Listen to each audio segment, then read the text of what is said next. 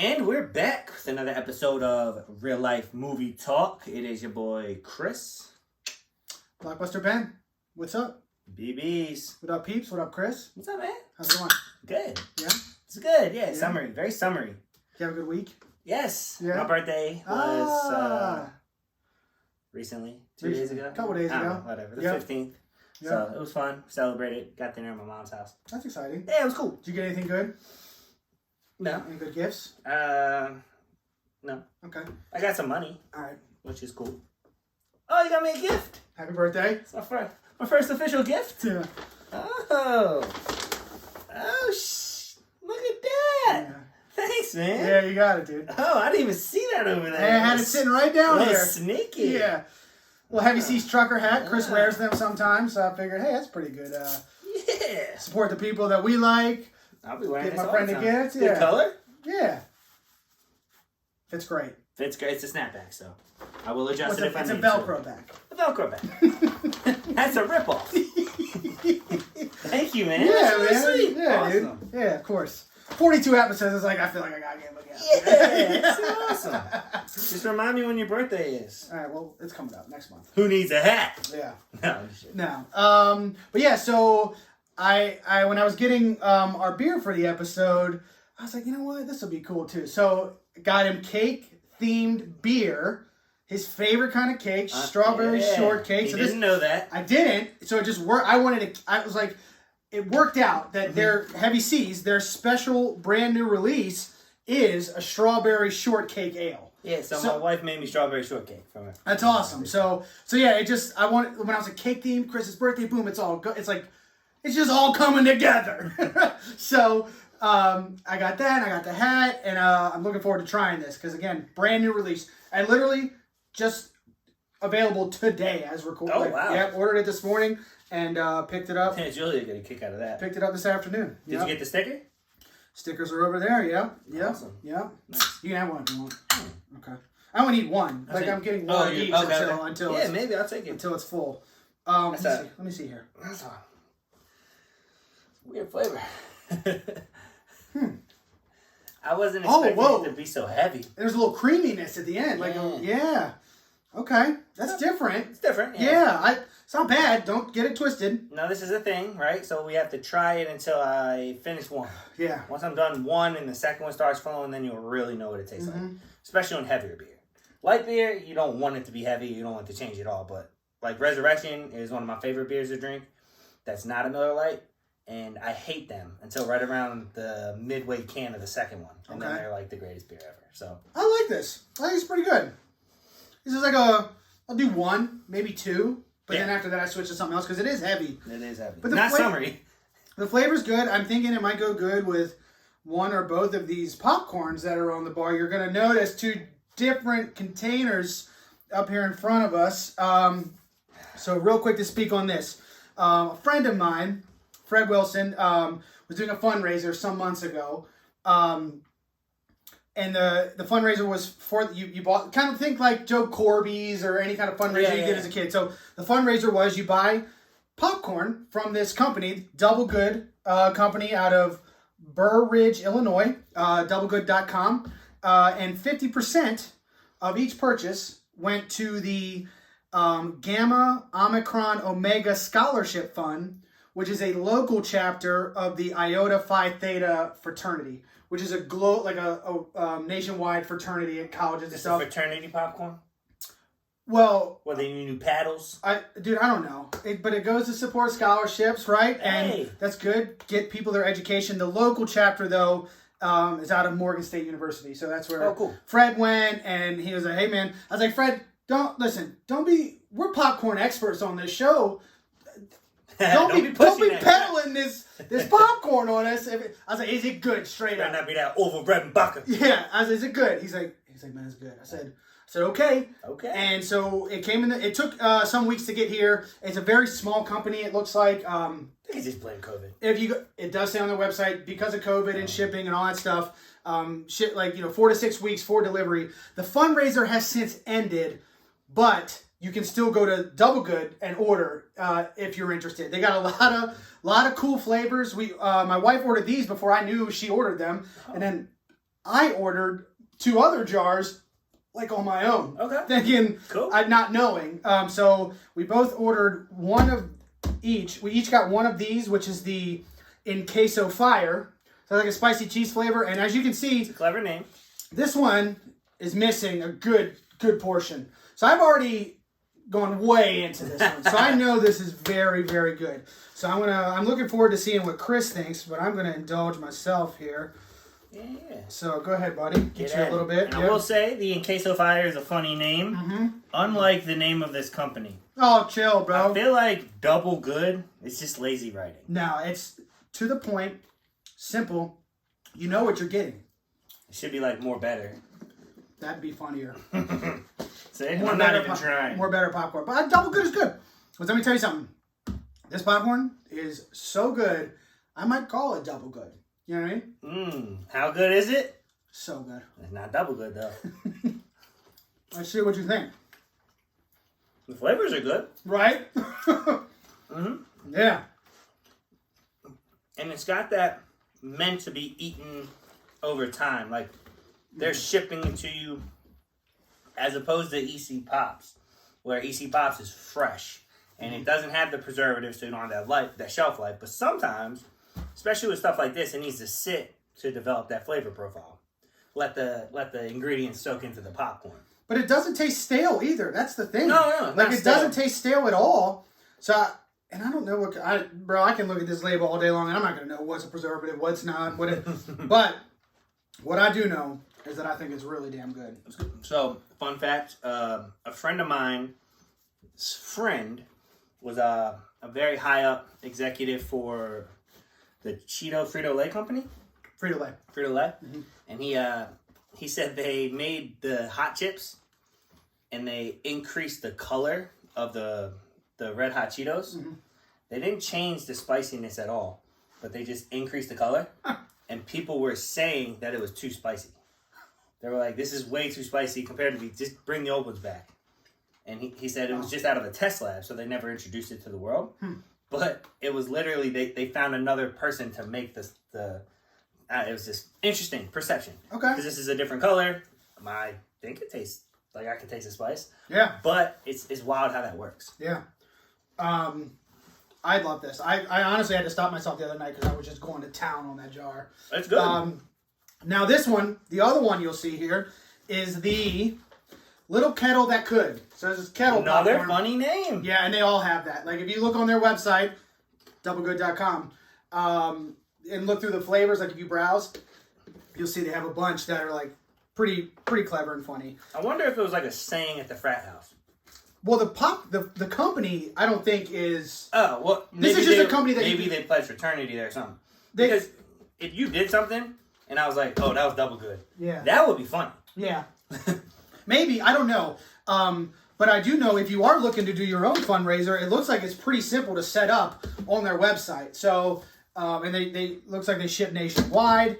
So yeah, I'm looking forward to getting into this kettle corn here too. You said you like kettle corn, right? Like when we first started all this. I like this more. The kettle corn? More than the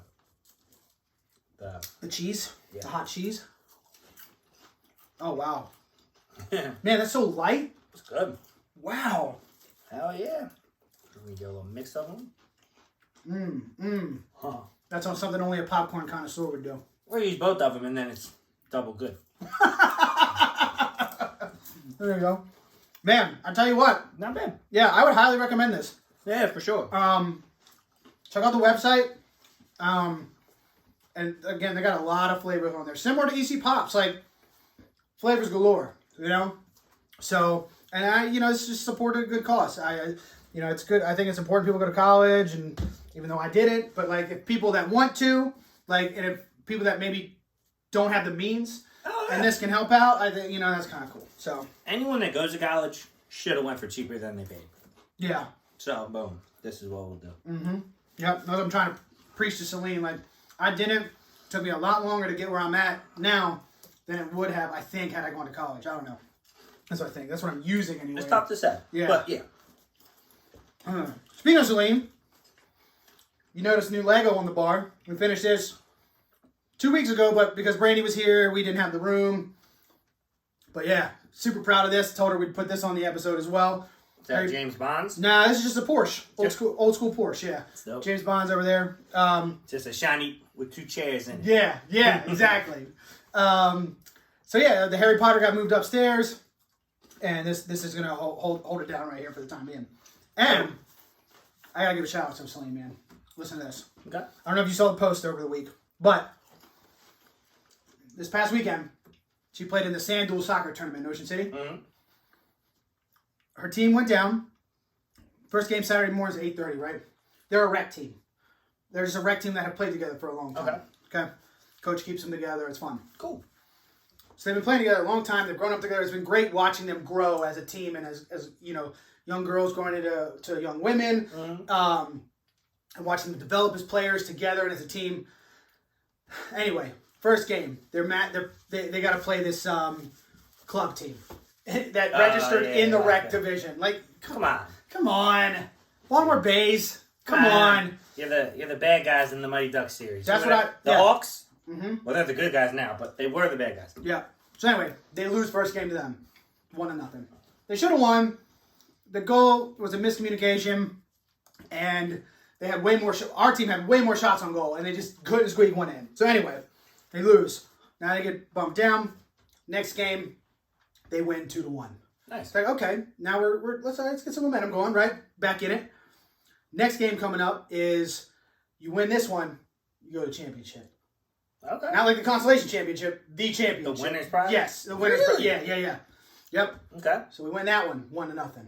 Nice. So now we're on championship. Playing the team they lost to. This sounds like the Mighty Ducks movie. In the first game, right? The Hawks. The club team. Yeah. So, game ends in a tie, 1-1. Oh, does it go to a shootout? Penalty kicks. God, Mighty Ducks movie. Penalty kicks. Bro. I'm on the edge of my seat. Is your daughter Charlie? Is she doing the triple D? No. So Selene loves and plays defense. That's where she plays. She's very good at it. I mean, she's really good at it. But she's got these long legs now, and it's like a pendulum, man. Like, she has got power behind her kicks, right? So anyway, her coach puts her in the lineup to take a penalty kick. To shoot second. And he's never asked her to do it before. Wow. They don't go to penalty kicks a lot at her age, but they did for this, because you got to have a winner, right? Yeah, they're like a little crazy, bring her in, let's see what she can do. That's a Mighty Ducks move right there. She tried to get out of it. She was like, somebody else shoot for me. He wouldn't let her. He got on the knee. He gave her a pep talk. All right, I'm saying it. Right. Big moments for the movie. Wouldn't let her. She first go on our team shoots, misses. First go on their team shoots, misses. Selene shoots.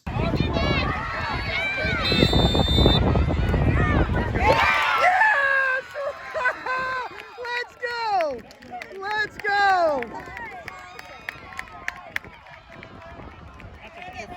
Drills it. Oh! Drills it. Okay.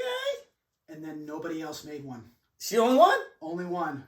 She won the championship She game. triple D. She triple D. Dude, it was That's crazy. So cool. It was crazy. Awesome. I mean, everybody went nuts, man. That's so cool. Oh my goodness. I'm so happy for her. Like, I was like, don't forget this moment. She'll never forget that. Yeah, and again, the whole team, they wouldn't have been there without the whole team. The whole team, is so good. And you needed all of them for her to even get that chance.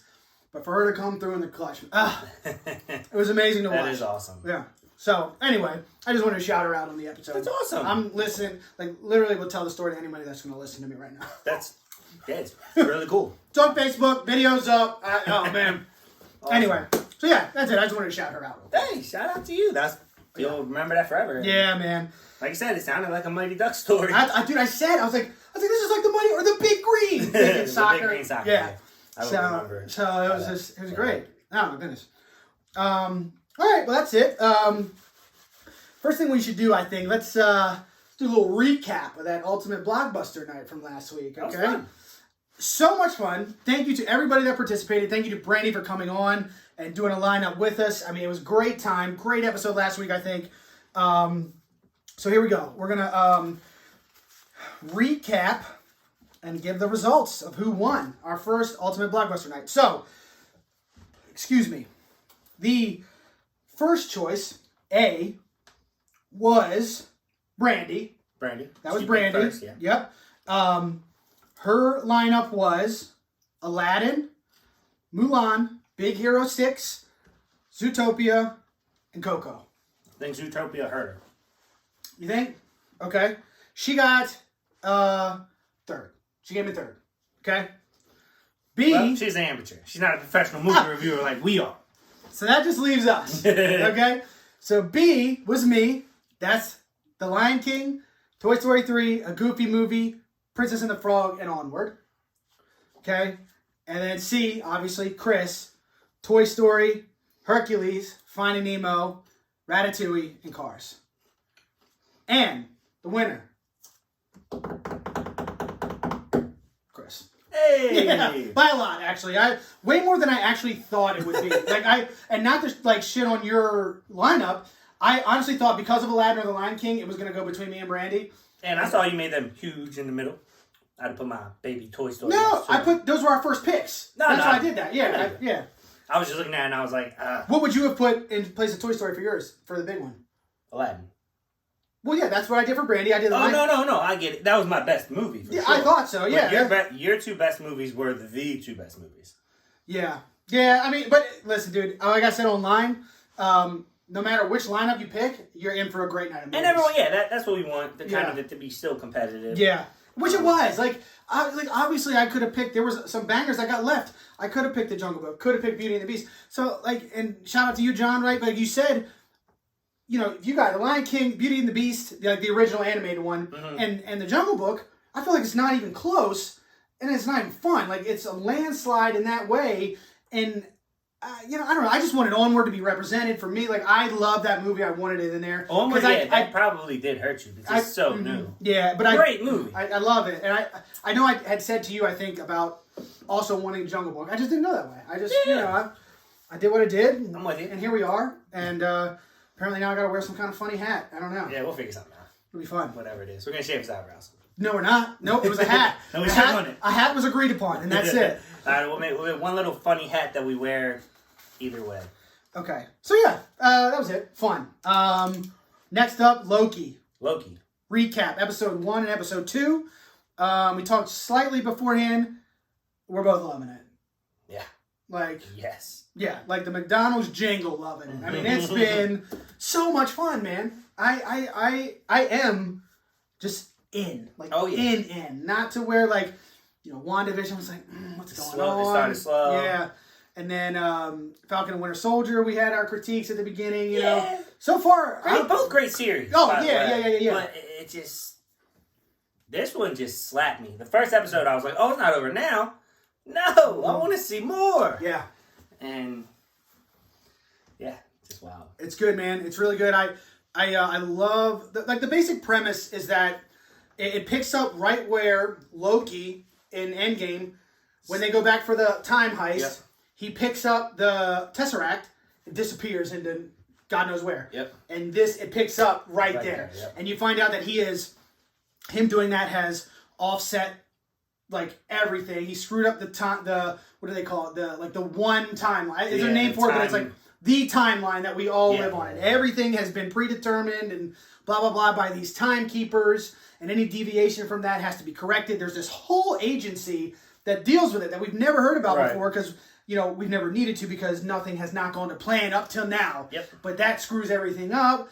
I love the vibe of the show. Like, I dig this agency is in this like old school, like 70s era looking building with like 70s era looking technology. Like old school CIA or something. But it's like they're doing stuff with like it's now and it's new. Like the gear they use is new. Yeah, it's really cool, man. And when Loki first get there, you can't believe he's like, what he's the arrogant guy from the first Avengers. Yeah. So he hadn't had that arc of growth yet. Yep. But he's like still that bow to me, I'm in charge of you. He has that arrogant mindset. And he plays it well, going back to the original version of who Loki was when we met him. He's so good at doing that. And the Loki voice is great. I mean, that's not his real voice. Like, he put something on to do that voice. When he has to learn how to, be there, because Owen Wilson's in the show, and his character is they're hunting So Loki's called a variant. We skipped a little bit, but so this deviation from the timeline, they call those variants. So he's hunting this other variant that is like also killing the timekeepers. Yeah, squads. So it's like he's gonna enlist Loki to help him track this person down. And I love it. Loki has to watch this like informational training video, and it's like the what's the one? I'm just a bill. Yeah, that's sitting on Capitol Hill. Like they used to watch in elementary school. Powerhouse or whatever. Yeah. So it's just been really fun and fresh and oh man, I'm just super into it. I can't wait to see where it goes. I'll probably rewatch episodes 1 and 2 prior to this new one coming out this coming Wednesday. I'm gonna need to watch the second one again. Yeah. But so what was so awesome to me was it obviously with this element of him being arrogant about who he is, but showing up to a power that he doesn't understand and is so much more powerful than he is. The arrogance that gets rejected is so funny. Yeah. Because he's like, I'm a god. Same person from the first Avengers. And he's like going to get killed. Because when you're a variant, you get erased. That's why they catch you, they bring you here, a judge says bad, and they erase you from existence. So he's in line. He shows up. He's the only person there. And they're like, take a ticket. And they said... Oh, there's two people. There's 2 people, remember? Well, the guy came back. Oh, the other guy, But he was like, there's no one here. I'm not taking a ticket. He said, take a ticket. Oh, like, yeah. Fine. He grabbed the ticket. He put it in his pocket and he walked up. And then there was a guy that popped up out. Like, skipped the line. The guy said, ticket, please. He said, I don't have a ticket. I'm not giving you a ticket. This is stupid. And the guy just evaporates him. And then you see Loki looking for his ticket real frantically. Yeah. Hilarious. Yeah, man. So much room for humor in that scenario. He's always been, like, funny. Yeah. Even in the first Avengers, when he was evil as hell, like, he's got this wit to him that just makes him really charming and funny. And, like, I don't like you because you're killing a lot of people, but, man, you're pretty... Right. Yeah. Yeah. Yeah, it's great. It really is. And I think the cast is great. Special effects are great. It's kind of like a time travel show. Yeah.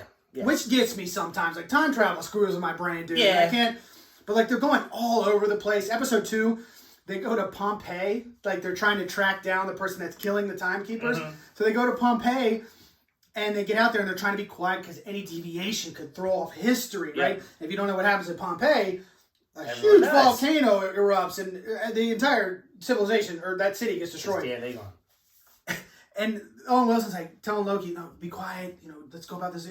And Loki just runs into the middle of like a market and is like, hey, I'm a god and I'm this and I'm that, and you guys are all about to die because that volcano is going to explode.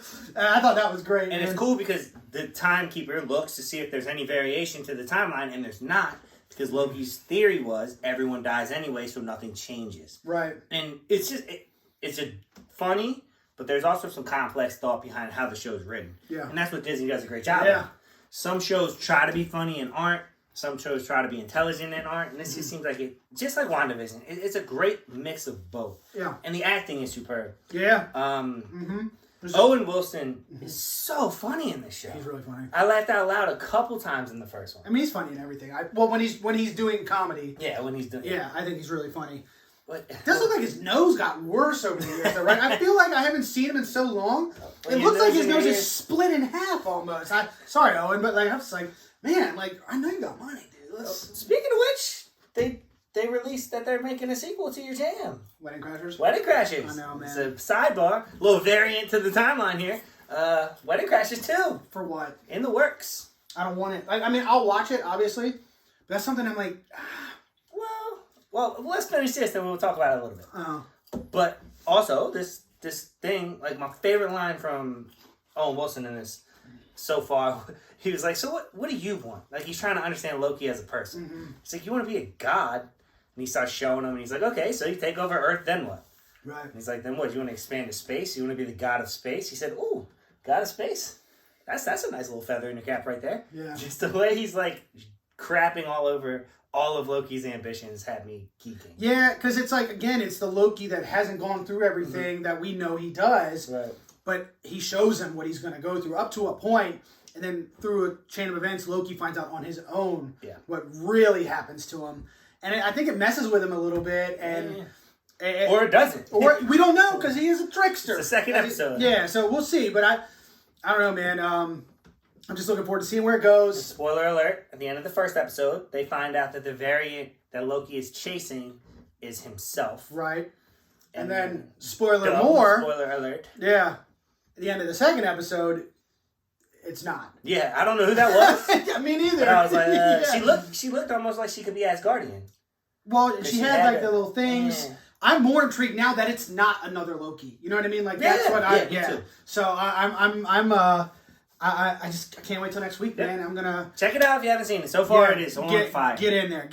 All right. But do you want to talk Wedding Crashers 2 real quick? Real quick, dude. Listen, a lot of times sequels, man, they just don't like. You're gonna ruin what it to me is one of the greatest comedies of all time. So I will say this: I'm not gonna judge it. They're gonna be judged separately always. You have to, but it's Dumb still and hard. Dumber, the second one with Jim Carrey.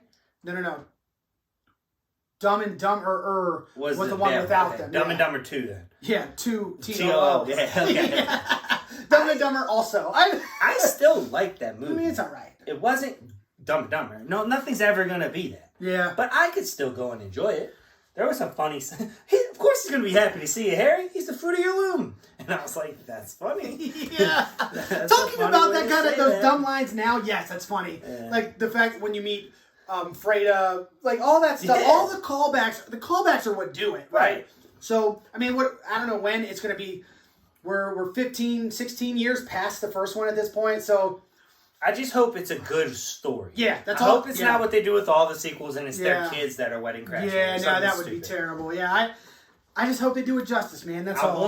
This is going to sound bad. You need some storylines, you highlight your boy. Yep. I want Rachel McAdams to leave Owen Wilson because his nose is too big, and then I want the redhead to die tragically. Oh yikes! And then both of them be in like some super depression off of both of it, and decide to try the wedding crashing scene again. And then as older men, yeah. So a little older wedding crashing scene, but maybe they're successful. Maybe that works for them. Maybe. So they go back out there, they start enjoying it again, and it'll turn into a similar plot. But you have to crash weddings. If it's not much about crashing weddings, then call it something else. I agree. I would agree with that for sure. That's why you don't need to. I don't want to see a sequel to Superbad. I don't want to see a sequel to this. Look what happened to Hangover. I'll watch a remake to Superbad. But everybody shits. So they made a remake. It's called Booksmart. And they made it with 2 girls. And it just... it's funny, but it's like it's not super bad, man. Like it's... You know, it's for this generation that has graduated when that came out. And for young girls, I bet you that movie is everything. Yeah. Right, but for us, people that grew up with Superbad, it's just not the same. You know, so I don't know, man. It just I don't need it. Like again, The Hangover, bro. The original is amazing, and there are things that you laugh at in 2 and 3. 3 was better than 2, but they just don't even touch it all. You know what I mean? Yeah, 3 was better because they go back to Vegas. Vegas is a great setting for that movie. Yeah, so Taiwan just doesn't do it. Taiwan. Yeah. Is it Bangkok? Bangkok, Thailand. Yeah. Uncultured swine. True. But no one said that more honest statement ever. Speaking of, you said you want them to be old and depressed and blah blah. Not old and depressed, just depressed, so that they drive themselves back into who they were before they met their wives. Okay, but you can't wedding crash with wives. It's not going to be fun. No, unless they do it as a family, right? The 4 of them. The sex was a big part of that. It was. If you're not banging, I'm not interested. Okay, but depressed was the word I was keying in on. Because that segues us to the movie we reviewed. Thanks a lot, Brandy. Oh, Brandy. I don't know what to say, man. I really don't. Other than I'm glad I rented this movie and didn't purchase it. But let's get into it, okay? The movie, What Dreams May Come, from 1998, rated PG-13, and a very long hour and 53 minutes in running time. Directed by Vincent Ward, who I don't know, and I looked up his credits, don't know anything in his credits. This is probably his last movie. Ooh, no, it was early. It was early. Yeah, it was early. Not like the guy that did Baytown Outlaws. That was his last movie. Good for him. Yeah. He shot for it, and then it didn't work out. But anyway, screenplay written by Ronald Bass, who wrote Rain Man and Dangerous Minds, both good movies. Yeah. And but What Dreams May Come is based on a novel. by Richard Matheson. That's the. I bet it was a good novel. I was thinking that too. I was like, I bet you this works way better as a novel. You get your imagination, but you know. So anyway, the plot of this movie, it's about this family, seemingly like not perfect family, upper class. They're very wealthy, and I don't want to say a perfect family, but like they seem happy. And at the very beginning of the movie, the 2 kids die in a car accident, and then it flashes forward 4 years on the anniversary of their death, actually. And then the husband, Robin Williams' character, dies in a car accident. He gone. Gone. Okay, so that just leaves the wife. So then Robin Williams goes to heaven. Like Whatever it is. Whatever the afterlife is. Yeah. Whatever you imagine it is. And he meets his guardian angel. And, you know, he's kind of showing him around and everything. And he finds out that his wife has committed suicide. And he goes on and that they cannot be reunited. Because she committed suicide. Because she committed suicide. So then the whole movie is the quest for him to try to get her to reunite. Because their love is so strong. They're like, they mention it in the movie slightly that it's very rare, but they are actual soulmates. Right. So yeah, that's the plot. Sad as hell. Yeah. Woo! That's a weird one. You told Brandy, don't give us no sad shit. This is all us. Yeah. And I don't know at what age in life I would have liked this. Like, I can watch a movie and go, man, that sucks. But when I was a kid, that probably would have been awesome. This movie? Nope. I don't think there was a time where I would have been like, ugh. Cool. No, man. Nope. Not at all, dude. And I found myself so bored at times. Like, I was literally bored out of my mind. It's an original concept, right? Yes, I've never heard of heaven being just a place where you live in your own imagination. Literally, whatever you think can happen. That's it. It exists. You can create an entire world, and that's your afterlife, which is a great concept. Right. You know, because I'm conceptually great. Yeah. I'm not a real religious guy. I don't, but there's got to be something after. You got to think there's got to be something. Otherwise, like, what the hell are we all doing here? You just live and you die, and that's it. Right. So honestly, I think it was a poor casting choice too. Oh, like Robin Williams. So it wasn't funny at all, and not that this movie had any intent to be funny. But if you're going to cast someone like a Robin Williams, not that he can't play serious roles, you see 1 hour photo, he does great. Mm-hmm. But how are you going to cast my man as a heartthrob? Like this, not a heartthrob, but this is the love interest. Yeah. When I see him and I see her, it's like, at least throw some witty commentary in there or something. And I didn't catch any of it. Yeah, I also didn't buy, they meet on, vacation when they're young in, the Swiss Alps or something. In the mountain, and they're both super into art. And, so I get it a little bit, but he is kind of, he had a weird haircut, and it was just that, you're right. And if you watch their kissing scenes or, the romantic scenes, they didn't seem to like each other at all. There was no chemistry between these 2 characters. Yeah. In my opinion. Yeah. Yeah, it was, I don't know. I thought the cast, it was weird to choose him, but he is a good actor, well, right? So at that point in his career, everyone's going to see it if he's in it, probably. Yeah, but so Robin Williams plays Chris Nielsen, that's the main character. Annabella Sciorra? I don't know. Sciorra. Sciorra. I don't know. Anyway, Annie Nielsen, that's his wife. She was in, have you ever seen The Hand That Rocks the Cradle? That's a creepy movie. Really good movie. Okay. Really good. The Guardian Angel, Albert's played by Cuba Gooding Jr. My guy. And Don't know what happened to him, but yeah, I was gonna say the same thing. Bro, where's he? He turned what happened? Where'd he go? He was a beast. Yeah. And then they just kind of stopped casting him. Snow Dogs or whatever killed him. And then the Tracker, as he's known, Max von Sydow, is also in it. He's the one that takes Robin Williams' character on the journey to. He's from Game of Thrones. He's the 3-Eyed Raven. Oh yeah, that's right. Yeah. So yeah, a good cast, and I thought the acting was good. I don't know. It was.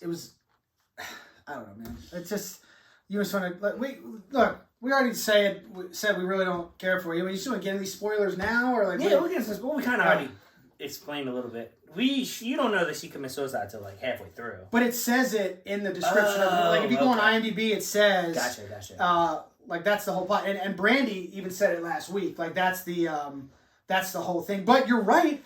It doesn't happen until midway through the movie. So right. so the whole time you know it's coming. Yeah, like I didn't read the description. I would leave that. Well, I knew based on what she said, and then I looked, and sure as shit, it's right there. Yeah. I was like, man, you're right.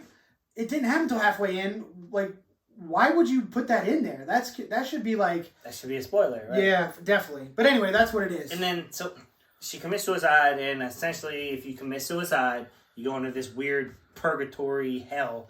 Not where you're suffering because you're a bad person, but you're confused because you didn't appreciate the life you were given. Yeah, I thought it was a weird interpretation of like whatever the writer imagined hell would look like. You know what I mean? Like it was real weird. Like there's this moment where Robin Williams is like walking to get somewhere, and the floor is just people's faces. Like it's literally people's faces from here up.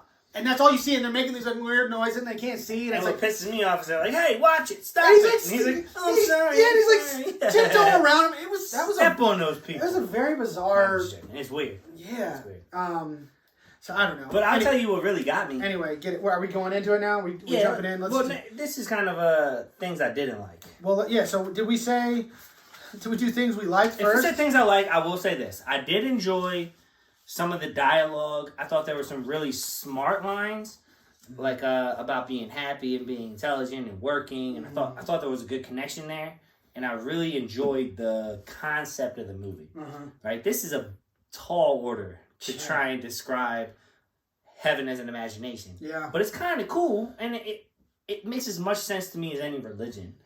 Yeah, I'm not very religious. Spoiler alert. No, yeah, I mean, so did I listen? The imagination portion of it was great. Like when he first gets there, what I liked was that like he's super into art. He's literally living in a painting. Yeah. So he's walking around. The whole world is like slippery and and it makes sense for the character. And visually, I bet you at 98, this movie looked amazing. Oh yeah, I bet you they did. I'm never gonna take that away from a movie. Yeah. The visual effects are not gonna affect the outcome for me. No, not at all. But what I'm just saying, and I didn't take that. I just in my head, I'm like, I bet you back then, this even amped it up even more for people. Yeah, that's true. But I like that. I like the visuals. I thought it was very fantastical looking and what you might want an afterlife to look like. This is going to be like where you live forever, right? Forever. And in the very beginning, you get a little glimpse of him like pre-Patch Adam days. He's a doctor for a little girl. And there's a serious nurse, and he's like the make her happy type of person. Yeah. So he's funny. You can see his character. It might be a big reason why I got cast in Patch Adams, honestly. Because it was great. That little interaction, it was very minuscule, but that was an awesome scene. Like, I thought the same thing. I was like, oh, this is just fast forward to a couple years when he does that. Yeah, you're 100%. And I think, like the first 20 minutes, I was like, okay, I think I might like this. And then as it developed itself, I was like, yeah. I was like, this is rough, man. So what didn't you like? I mean, aside from like all the other things that were kind of, but like specific spoilery dislikes, like right about like 45 minutes, I was like, fuck Brandy. Just joking. I was like, there wasn't anybody in the movie named Brandy. Yeah. I'll tell you. I had to pause it. I had to pause it. And I would walk away and come back. It took me a while to get through it. This might be unpopular, but Robin Williams pre-mortem, like if he was still alive, maybe I didn't have this, but as I was watching it, I kept getting these creepy feelings. Like, not that I don't sympathize with the situation, because suicide and depression, all that stuff, is super serious and super real, and people go through that stuff. And I did it. I'll go through seasonal depression. Like, it happens. I know what it is. But watching him, knowing that he's dead, then watching him fight through hell to save his wife, who is stuck in purgatory because she committed suicide, and knowing in my head that he committed suicide, like, messed with me a little. A little weird, yeah. Yeah, and the whole reason, like, she blames herself for her kid's death. Which is very understandable. Because she can't take him to work, so she asks the nanny to take him to work, right? And then she blames herself for Robin Williams' death because he's doing a favor for her. Money gets cut. Yeah. So it's just like, listen, I've never had suicidal thoughts, luckily. But like, I feel like that kind of stuff might push someone to the edge. You know what I mean? Like, yeah. Like, you can't deal with the grief, and like she went through therapy because of what happened with her kids, and like, but now her husband, he helped. He was a big reason why she came out of it. But now he's gone too. Like, what is she supposed to do? I'm gonna say I get it. I'm not sitting here saying I get it. Like, no. Yeah, I know I do. If you need to talk to someone, talk to them, please. Like, that's not. Right. You know, don't take that road. There are people that love you, so I'm not saying that, but I'm saying, like, I get the mental anguish that it causes. You know what I mean? Like, I can see that. It was just morbid for me because I knew watching it that Robin Williams kills himself. Yeah. And I was watching it like, yeah. Yeah. But, so, I didn't like the casting of Robin Williams in this movie, if I'm being honest. Okay. If it was... if they interjected a few things, I think it could have been a little better. And honestly, with that thought process, not that they could know that then because it was the technology they had, but if it was remade today, honestly, I think it would just be better. Because... I wouldn't watch a remake of this movie. No. The movie's not good enough to have its own remake. Yeah. But if it was made today as opposed to then, watching what CGI can do with your fantastical imagination, how stuff can pop up there might be interesting. Yeah. It reminded me of, like, the clay scene from the eating dinner scene from Hook. When they were just imagining the food and then throwing it and then clay popped everywhere. I don't remember that. Oh, no, you gotta watch Hook. I just haven't seen Hooks in a long time. Really yeah, it's been a long time. But, so, if we're going to go director's caps now? Well, hold on a minute, because I do have... I do have a couple scenes that I enjoyed. Like, I thought... Oh, yeah, best scene. Yeah, so there are two that I was kind of torn between, because I always try to look for the good in a movie. Even, like, there are things that I can say that I liked about... Like, it's a stretch, but I thought the acting was good for the most part. I mean, on Robin Williams and Annabella Sciorra. There's a scene when he finally makes it to her in hell, and like the interaction between them. I thought that scene was a good, powerful scene because, like, you know, the tracker is telling him, like, hey, she's not gonna know who you are no matter what you do, and it's just a really, I thought it was a really, really emotional scene, and he makes this choice. He goes back, and they're like, hey, he tells you, if you stay in there too long, you're going to lose your mind too, and then neither one of you is going to know who you are, right. And you're just going to be lost down here. So he goes back out. He's like, hey, you know, basically, he's like, you ready to go? He's like, well, I'm actually going to stay. You know, tell my kids I stay with their mother, and you know, at least she won't be alone or something. I thought that was a good scene. We'll be confused together, but at least we'll be confused together forever. Yeah, and then there's another scene. So when he first gets there, Cuba Gooding Jr.'s character, Albert, tells him that, like, you know, he's looking for his family dog that has passed is there. So now he's looking for his kids, and he can't find his kids anywhere. Right. And Albert tells him, like, hey, when you're ready to see them, then you'll see them. Right? So it goes through this little bit of... like, you know, he's looking for him, and it's just, you know, the whole adventure, and then he finds that he meets, like, this Asian woman who fills in for Albert for, like, the day or something. He's busy working.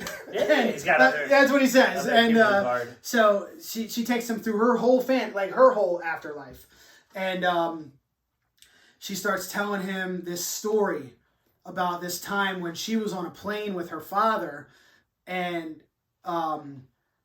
he saw the Asian flight attendant and said, Asian women are the most beautiful women in the world or something. They're the most proper. Like, he gives this whole reason. Yeah. She's like, this isn't me. This is what I wanted. And he looks at her, and she's looking at him, and he realizes that that's something that he said to his daughter. Yep. Because his response is, well, he didn't mean it like that. Yeah. And then she's like, I know. But it's like this moment where he realizes, hey, that's actually his daughter. And then her form kind of changes. And so I like that scene a lot. I mean, again, anything with like a father and a daughter, a lot of times it just kind of gets to me. But I thought that was a pretty big moment. I did really enjoy that scene. So for me too, just to jump on what you were saying, one of my favorite scenes was the scene where he teaches his daughter to play chess, and his daughter just seems like she wants the family to pay attention. Yeah. So this is a way for her to get her father's attention. Yeah. He said, we're going to play every day, every night until I win. Yeah. And they will play every night. And Robin Williams is explaining this to the Asian lady and said, we played every night for 3 months, and then she died. And she never won once, but those games meant the world to me. Yeah. And then it's like, 2 minutes later, that is actually my daughter. And it's like, wow. Yeah. Yeah. It was... Also, let her win some, asshole. No, I'm just joking. He was a stern guy. Yeah. And you get that from the story. And the interactions you see. They show a lot of flashbacks, too. Which I did think were necessary because, like... I don't know what the hell was going on. Well, I didn't know what was going on, but, like, it's also, like... How am I supposed to care about these guys, like this guy, and like I don't know anything about him? Like it's like forward backstory. Yeah. Anyway, but yeah, go ahead. What would you do differently? If I was a director, so I thought the whole time he was in a coma and he was going to wake up from it, and him and his wife were going to be together because that was the goal, and appreciate life again. Like this was going to be their way of reliving life because since they're kids that died, they kind of sheltered themselves. Yeah. Now they have a new opportunity. They could appreciate life in a new way. Whatever. I thought that's what was going to happen. Not saying that would have made the movie better, because honestly, I don't know if it would have. Right. But if I was doing this differently, I would have cast it different, honestly, and I would have put as much witty commentary. Throw a little bit of humor into this. I think the relationship between the son and the daughter should have been shown in the beginning as opposed to, like you said, in backstory. Yeah. Because when they died, you got half a glimpse at them before they passed. I mean, you literally met him for a second. Right. And yeah. You don't get the chance to feel that emotional loss. Yeah. If you had the chance, because it's long enough to do it for sure. If you had a chance to be upset with the couple as they were upset, you might be able to sympathize a little more with her going through her mental breakdowns. And appreciate him for how he handled it. Yeah. But, personally, that's... I honestly don't have anything for this. Like, I don't know. Make a different movie. I don't know. Read the book. Pass. Read the book. I guess, I don't know, man. I didn't hate it, but, like, it was a tough one for me, and it's... I think I agree with you in that you should have gotten more up front on the family. You know, give me more. Let the heavy stuff start happening midway through. Right. You know, I mean, it just let me see them be a family together for a while. Yeah. You know, I don't know. Maybe that yeah. Because the whole time I was thinking to myself, is he an asshole? Yeah. And turns out he's like the greatest guy there's ever been. Yeah. And one thing I super hated, one thing I would definitely not do, is as soon as he gets his wife, brings her out, they can live in a blissful eternity. Yeah. He says, let's get reborn so we can find each other again. Yeah. Like, I thought that was an odd choice too. Bro, you just got her from hell. Let's chill a little bit. Yeah. You haven't seen your kids in 4 years. Yeah. You saw them for 2 days. Let's be a family right now. Yeah. You know, like, that's the happy ending.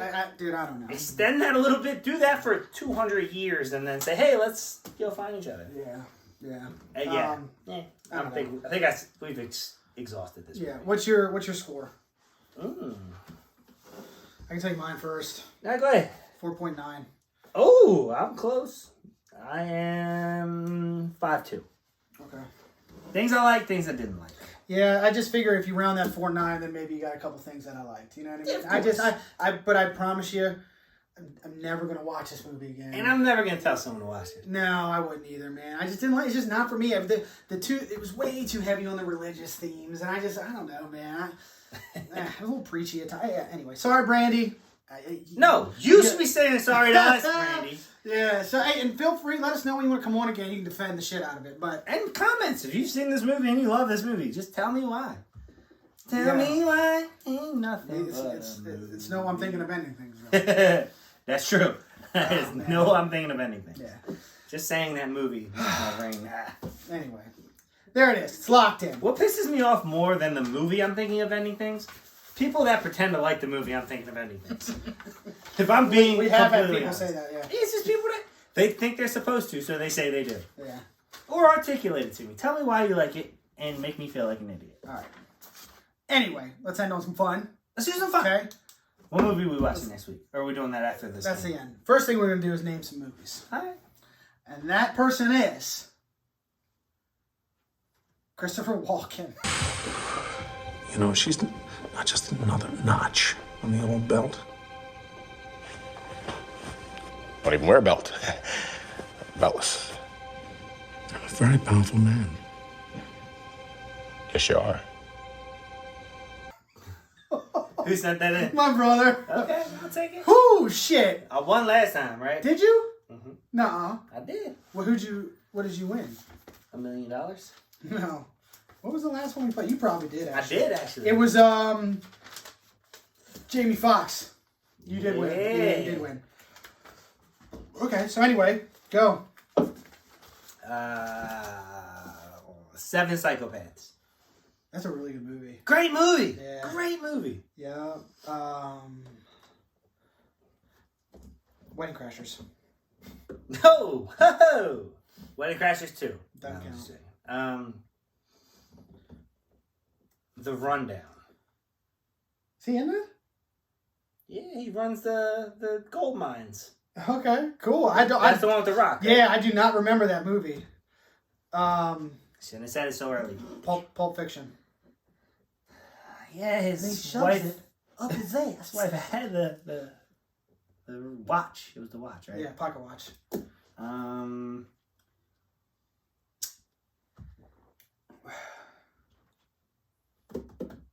Batman Returns. Oh yeah, dude. Yes, indeedy. Feed the needy. Batman Returns. I'm gonna go Balls of Fury. Good for him. Dude, that is a funny movie. It is funny. Yeah, I mean, it's the guy with the when he comes out to Rock of Ages, he's dancing to Def Leppard with the ping pong paddle. Oh my goodness, it's really funny. It's too much if they just toned it down a bit. Director's hat. You just tone it down a bit, and it's great. Okay. A little bit over the top. Right. Joe Dirt. Talking to my guy out wrong. It's the wrong tone.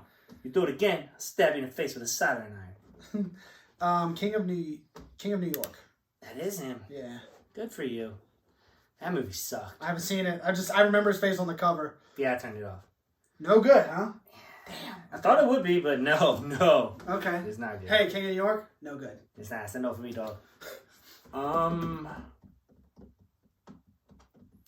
Old Gangsters? That's not a movie. It's close. It's very close. That's not a movie. You sure? Yeah. Positive. I've never heard that movie in my life. Ugh. Alright, let me think of a different one. Okay. There's a bunch of them just floating in my head. Okay. He's got a million movies. Yes, he does. It's crazy how many movies he's actually been in.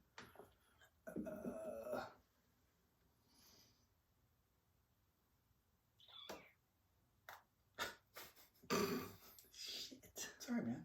Yeah. I don't think I have another one. All right, I got one more. Prophecy. Count to 10. Damn it. Okay.